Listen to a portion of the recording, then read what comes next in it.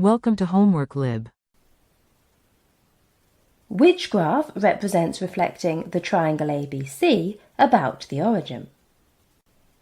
We are asked about the effect of reflecting triangle ABC in a point, which is the origin.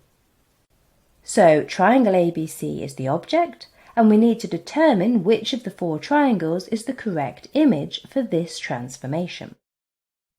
We recall that reflection about the origin maps a general point P with coordinates x, y to the point P' with coordinates -x, -y.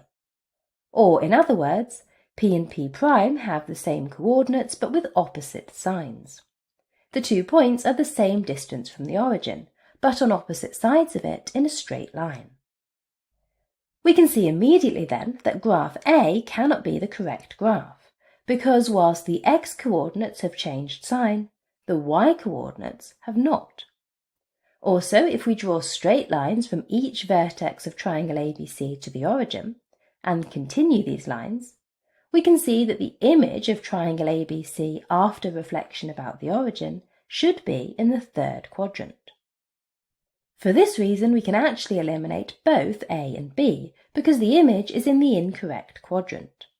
In graphs C and D, however, both images are in the third quadrant. We can now recall a key property of reflection in the origin, which is that orientation of the vertices is preserved. This means that if the vertices of the object are labelled in, for example, the clockwise direction, the same will be true for the vertices of the image. Looking at triangle ABC, we can see that the ordering of the vertices is in fact counterclockwise, so the same must be true for its image. On graph C, the direction of labelling is also counterclockwise, but on graph D, the direction is clockwise. This allows us to rule option D out.